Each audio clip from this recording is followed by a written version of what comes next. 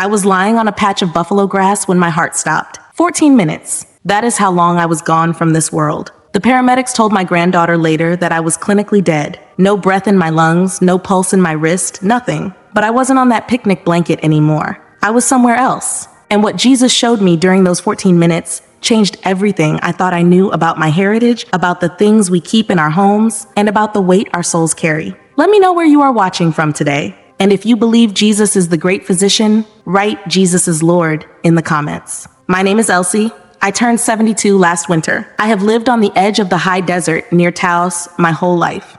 I spent 40 years working for the school district, raising my children, and trying to be a good woman. I thought I had walked a straight path. I grew up in a small house where the wind always rattled the windows. My father was a rancher. He knew the language of the horses and the dirt. My mother was a weaver. They were quiet people who believed in hard work. When I graduated from college back in the 70s, my mother gave me a beaded shawl and told me I was the hope of our people. I carried that pride like a shield. I thought being a strong woman was enough. The day it happened, April 8, 2026, began with a stillness that only the desert understands. The sun hadn't quite cleared the horizon when I woke up, and the sky was that deep, bruised purple color. I remember sitting by my window, drinking tea and looking out at the sagebrush. I felt a strange sense of anticipation, but I brushed it off as old age or perhaps the coming of spring. Maya, my granddaughter, had called me the night before. She said, "Grandma, the wildflowers are starting to bloom up in the higher elevations. Let's go for a picnic." Maya is a nurse, a busy woman with a life of her own, but she always makes time for me. I felt lucky to have her. We drove up toward the Sangre de Cristo Mountains. The road twists and turns, climbing higher into the cool air where the juniper trees give way to tall pines. We found a spot that looked like a painting. There was a small creek nearby, the water running clear and cold from the melting snow peaks.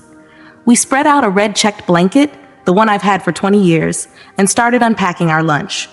I had made some fry bread and brought along some fresh honey and sliced peaches.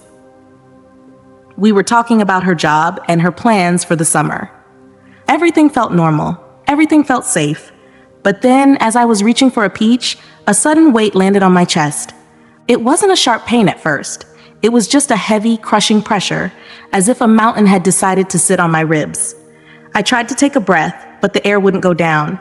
It felt like I was trying to inhale thick wool. I saw Maya's face change. She saw me clutching my chest, and her nurse instincts took over instantly. Her eyes went wide, and she caught me as I started to slump over. I heard her voice, but it sounded like she was underwater. "Grandma! Grandma! Stay with me!" She was reaching for her phone, her fingers trembling as she dialed for help. I wanted to tell her not to be afraid. I wanted to tell her I loved her. But my tongue felt like a lead weight. My vision began to narrow, turning into a small circle of light that slowly faded to gray. The last thing I felt was the rough texture of the buffalo grass against my hand and the warmth of Maya's tears falling on my cheek. Then the world simply went away. I didn't feel a transition. I didn't feel a snap. I just realized I was standing up. I looked down and saw my body lying on the red blanket. Maya was kneeling over me, her hands folded together, performing chest compressions with a rhythmic, desperate strength. I could hear the sound of her breath huffing out as she worked. I reached out to touch her shoulder, to tell her that I wasn't in that body anymore, but my hand passed right through her like a mist.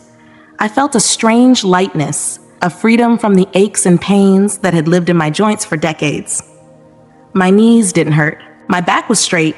As I watched, a light began to pull at me. It wasn't coming from the sun. It was coming from everywhere. I started to rise, floating upward. I saw the tops of the pine trees, then the jagged peaks of the mountains, then the vast brown expanse of the desert floor. The higher I went, the quieter it became. The sounds of the world, the wind, the birds, Maya's crying, all faded away into a silence that was so profound it felt like a physical presence. Then, the light vanished. I found myself in a place of absolute void. There was no floor, no ceiling, no horizon.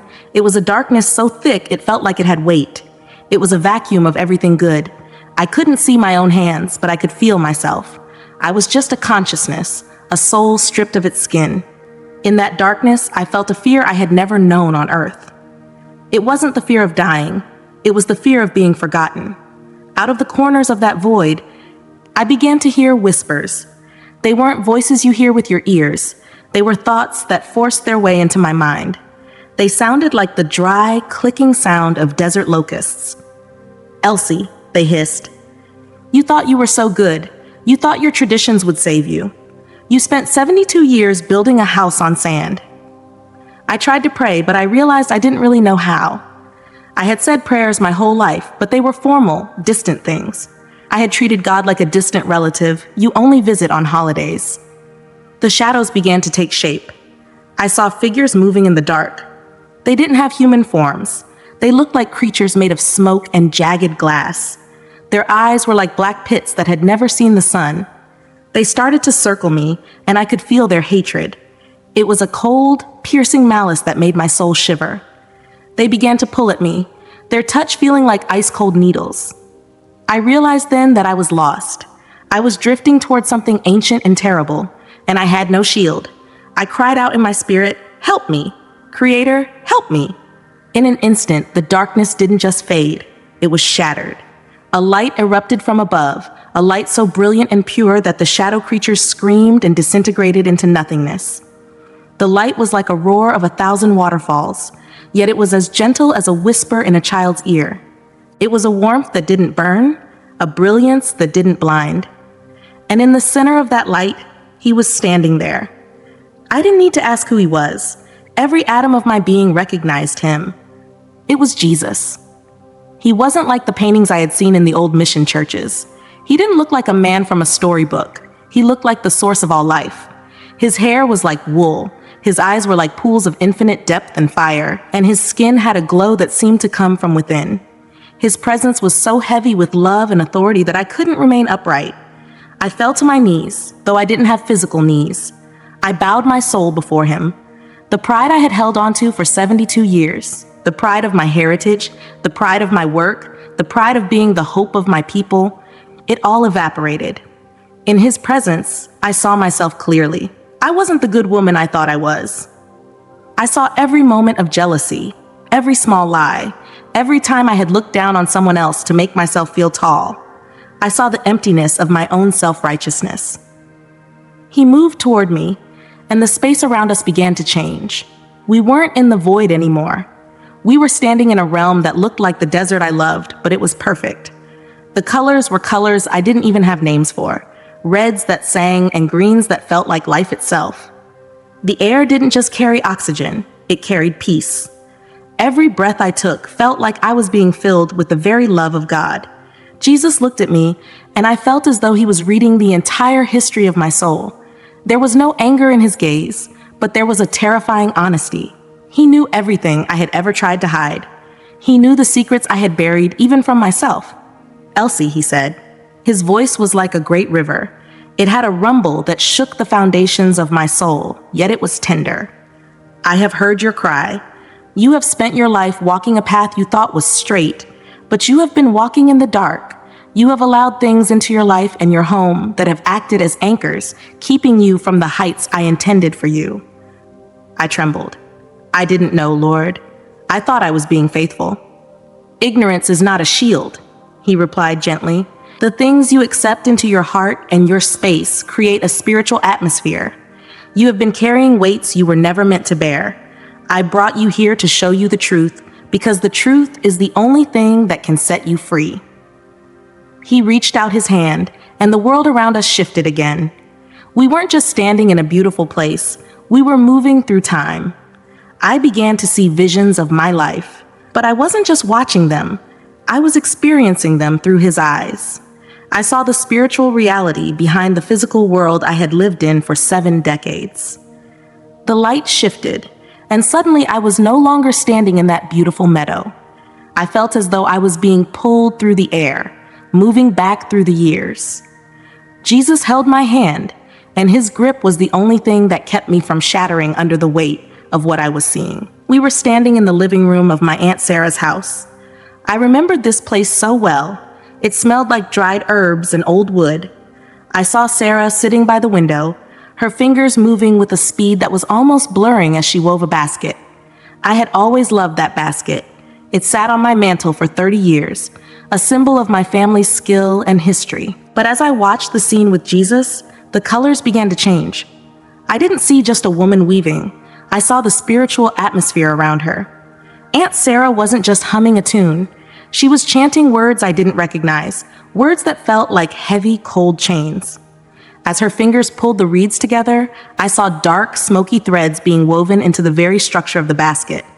These threads weren't made of grass. They were made of ancient secrets and prayers to spirits that did not know the name of the Lord. Jesus looked at me, and his eyes were filled with a profound sorrow. "Elsie, look at the roots," he said. I looked closer, and I saw that the reeds had been gathered from a place where rituals had been performed for generations. The ground there was soaked in a history of seeking power apart from the Creator.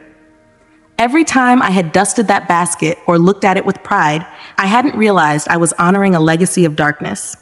I saw my house in Taos, and I saw that same smoky shadow leaking out of the basket, coiling around the walls of my living room like a slow-moving fog. It made the air in my home feel thick, though I had never noticed it before. It was a weight that had sat on my chest for 3 decades, a spiritual cloud that kept me from hearing the gentle whisper of the Spirit. Many of my children hold on to things out of a sense of duty to their bloodline, Jesus told me. His voice was like a soothing balm, even as the truth cut deep. They think that because an object belonged to an ancestor, it is sacred. But if that ancestor walked in the shadows, the object carries the shadow with it. You are a new creation, Elsie. Your lineage is now in me. You cannot build a house of light while you are keeping the foundations of the dark. This basket was a doorway you never knew was open. The scene dissolved, and I felt myself moving again. Now, we were in a crowded market in Taos. I remembered this day clearly. It was a bright Saturday last summer, and the air was hot and filled with the smell of roasting chilies. I saw myself, the earthly Elsie, walking through the stalls, looking at the jewelry and the pottery. I stopped at a booth where a man was selling wooden masks. One of them caught my eye. It was painted in vibrant blues and reds, with deep-set eyes and a mouth that seemed to be caught in a silent shout. I thought it was beautiful. I thought it showed the strength of our people. But as I stood there with Jesus, the beauty of the mask vanished. He showed me the man who had carved it. I saw him in a dark shed, hunched over the wood with a knife. He wasn't just a craftsman, he was a man who hated the light. As he carved the features of the mask, he was dedicating it to a spirit of deception. He was inviting a lying spirit to inhabit the wood, to go wherever the mask went. When my earthly self handed over the money and took the mask, I saw a thin gray cord attach itself from the mask to my own heart. Jesus pointed to the mask hanging on my bedroom wall. "You wondered why your dreams became troubled," he said. "You wondered why a spirit of confusion seemed to follow you into your prayers. You brought a monument to a god of lies into the place where you sleep. You called it art, but the enemy called it an invitation. Not everything that is traditional is holy, and not every gift is innocent. There are objects that carry spiritual alliances. When you bring them into your home, you give the enemy a legal right to sit at your table." I saw the mask in my room, and in the spirit realm, its eyes were glowing with a dull, sickly light. It was watching me. It was a spy in my own home, a silent observer that brought a spirit of heaviness into my most private moments. The vision shifted once more, and this time the air felt cold and sterile. I was standing in a lawyer's office in the city. There were tall glass windows looking out over the desert, and the sun was reflecting off the metal desks. I saw myself sitting across from a man in an expensive suit. He was pushing a stack of papers toward me. I remembered this meeting. It was about a piece of land on the edge of the reservation, land I knew had been used for grazing by families for 100 years. This man wanted to build a shopping center there, a place that would bring in money but would destroy the peace of that valley. He told me he needed my signature as a community elder to verify that the land wasn't culturally significant. I knew it was a lie. I knew that land held the stories of our grandmothers. But then he slid an envelope across the desk. He called it a consulting fee. It was more money than I had ever seen at one time. I thought about my bills, I I thought about the repairs my house needed, and I told myself that the shopping center was progress. I took the pen and I signed the paper. As I watched this with Jesus, I saw something that made me gasp. As soon as my pen touched the paper, my hands in the vision turned black, as if I had dipped them in oil. This blackness didn't stay on my hands. It began to spread up my arms and over my heart. Jesus looked at the papers, and I saw that the consulting fee was glowing with a harsh, jagged red light. The enemy will rarely ask you to do something that looks purely evil, Jesus said, and his voice carried a weight of authority that made the office walls tremble. He will offer you something you think you need, but he will ask for your integrity as the price. When you signed that paper, you didn't just sell a piece of land, you sold a piece of your peace. You traded your standing in the spirit for a handful of paper that will burn away. You opened a door to the spirit of mammon, and it has been whispering to you ever since, telling you that everything has a price, including your soul. I saw the consulting fee money sitting in my bank account in the vision, and it looked like a dark hole that was sucking the joy out of my life. I realized that since that day, I had felt a constant low-level anxiety that I couldn't explain. I had been trying to fill a spiritual wound with stolen silver. The fourth vision began to form, and the atmosphere changed to one of deep sadness. We were in my bedroom, but it was years ago.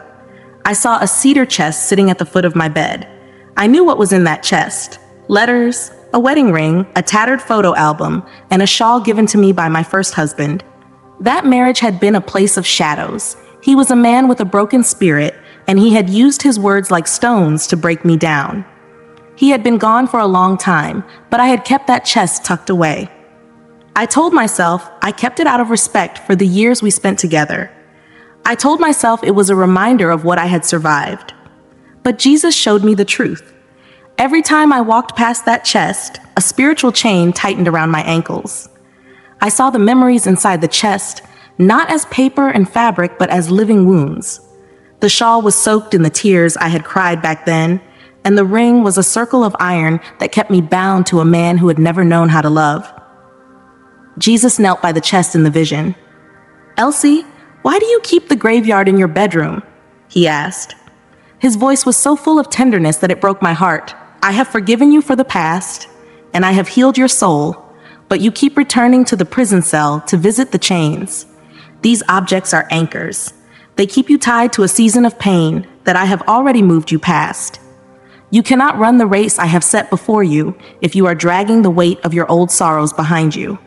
Healing requires letting go, not just in your mind, but in your physical world. You must clear the space for the new thing I am doing." I saw that the chest was acting like a magnet, pulling my thoughts back to the darkness of those years every single day. I had been living half in the light and half in a tomb I refused to bury. The final vision appeared, and it felt the most heavy of all. I saw a man I recognized, a member of the tribal council, someone who was known for his power, but also for the whispers of corruption that followed him. I saw him coming to my house last autumn. He brought a gift of cash, $5,000, wrapped in a simple brown paper bag. He told me it was a gift for the elders, a way to show respect for my years of service to the school district. I knew deep down where that money had come from. I had heard the stories of how he had diverted funds meant for the children's lunches into his own pockets. I took the money. I used it to put a new roof on my house. I told myself that the money was being redeemed by being used for a good purpose. I told myself I wasn't the one who had stolen it, so I wasn't responsible. But as Jesus showed me the roof of my house, I saw that it wasn't made of shingles and tar. It was covered in a layer of spiritual filth. It looked like a dark, sticky substance was dripping down the sides of my home, contaminating the ground where I walked. When you knowingly benefit from corruption, you become a partner to the spirit that produced it, Jesus said. His voice was stern now, like a father correcting a child. He loves more than life itself. That money carried a curse because it was taken from the mouths of the innocent.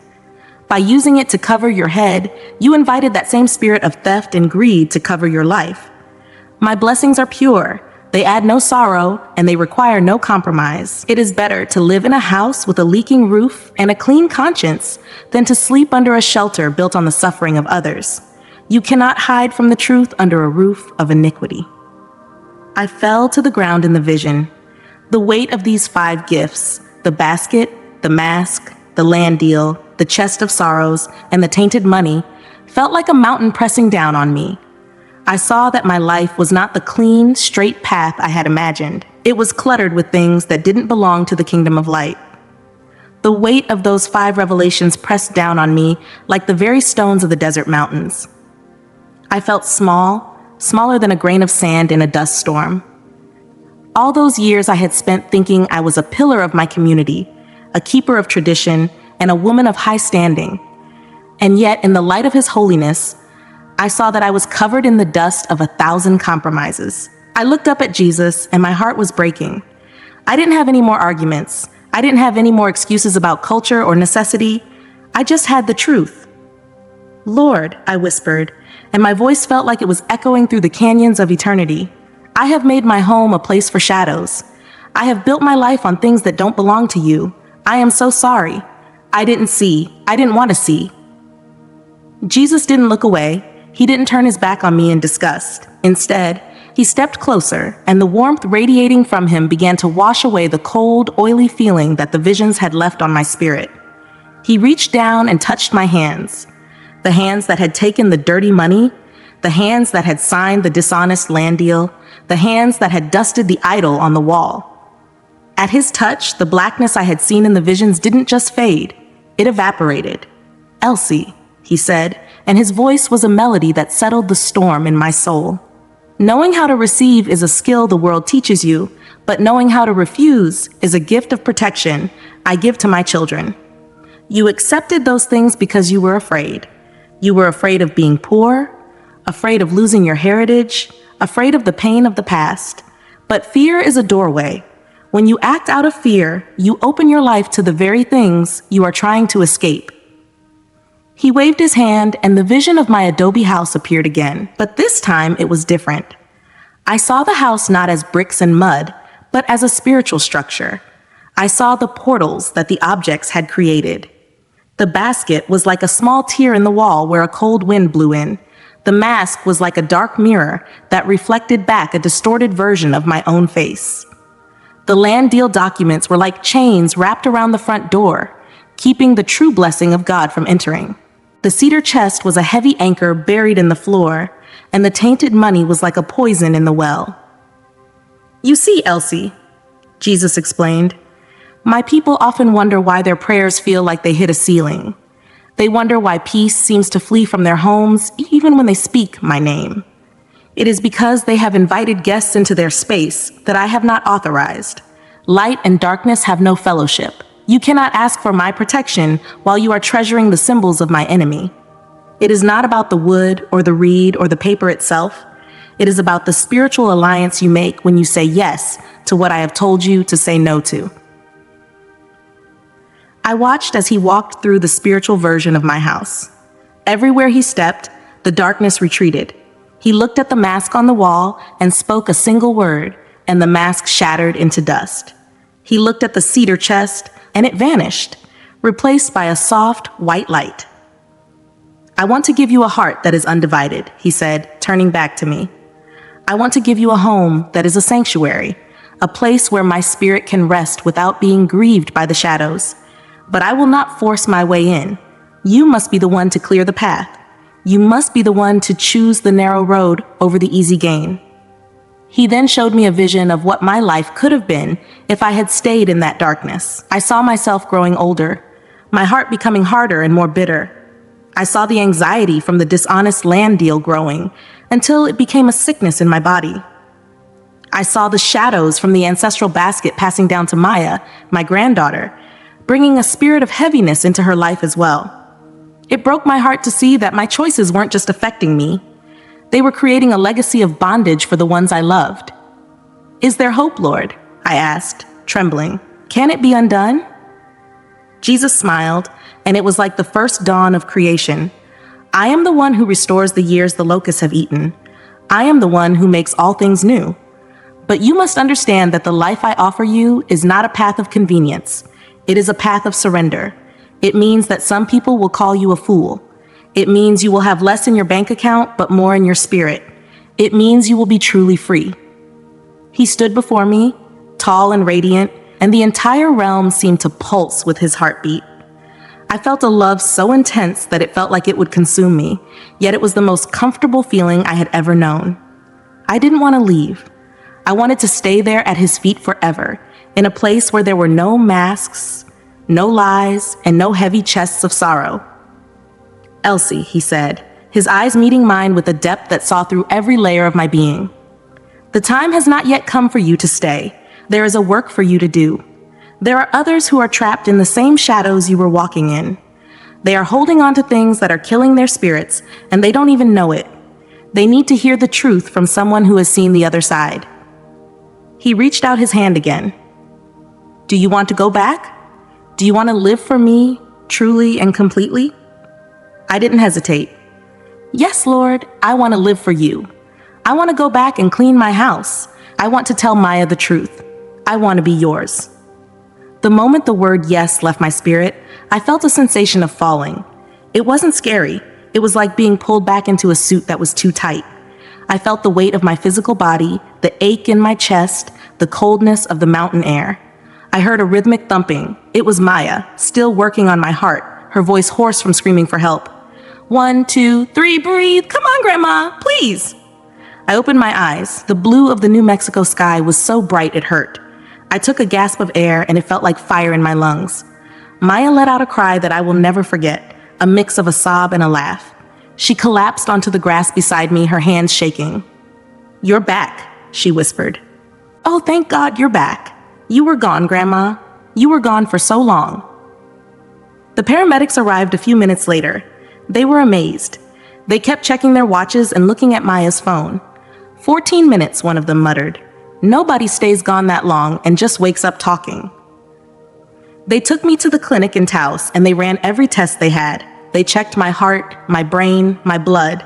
They couldn't find a single reason why I had stopped. And they couldn't find a single reason why I was perfectly fine now. But I knew. I stayed in the clinic for 2 days. While I was lying in that bed, I didn't think about the hospital food or the beeping machines. I thought about the visions. I thought about the 5 gifts that had been anchors on my soul. As soon as Maya drove me back to my adobe house on the edge of the desert, I knew what I had to do. The air in the house felt heavy to me now. For the first time, I could sense the fog that Jesus had shown me. I walked straight to the mantle. I picked up the basket my Aunt Sarah had woven. I didn't look at it with pride anymore. I saw the dark threads. I took it out to the back of the property where I have a small fire pit and I set it aflame. As the reeds turned to ash, I felt a lightness lift off my shoulders. Next, I went into my bedroom. I took the mask off the wall, the one I had called art. I didn't care how much it had cost or how beautiful the paint was. I broke it into pieces and threw it in the trash. Then I pulled the cedar chest from under my bed.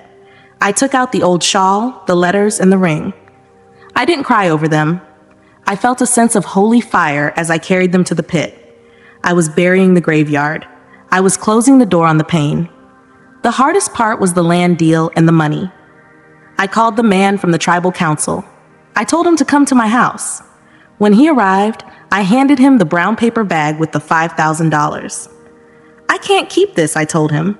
He looked at me like I had lost my mind. This money didn't come from a place of honor, and I won't have it under my roof. Then I called the lawyer. I told him I was withdrawing my signature from the land verification. I told him that the land was sacred and my integrity was more sacred. He threatened to sue me. He told me I would be an outcast. I just smiled at him over the phone. You can take my reputation, I said, but you can't have my peace. That was 9 days ago. Today is April 17th, 2026. My house feels like it is breathing with me now. The air is clear, the shadows are gone. I spend my mornings sitting by the window, but I'm not just looking at the sagebrush. I'm talking to him. And for the first time in 72 years, I know he is listening. I started going to a little church near the plaza. It's just a few people meeting in a living room, singing songs and reading the word. Last Sunday, I shared my story. I saw a young man in the corner start to cry. Afterward, he came up to me and said, "I have things in my house I need to get rid of too." I saw both sides that day. I felt the hands of demons pulling me toward darkness. I saw where I was headed. But Jesus didn't let me go. He fought for me. He called me his, and he's calling you too. Don't wait until you're on a picnic blanket. Don't wait until your heart stops. Don't wait until you're standing at the edge like I was. Choose him now. Surrender now. Let him show you the truth, because the truth will set you free. Let me know where you're from and write glory to God in the comments. Share this with someone who needs to hear it. Don't keep this to yourself. Someone's eternity might depend on it. May God bless you.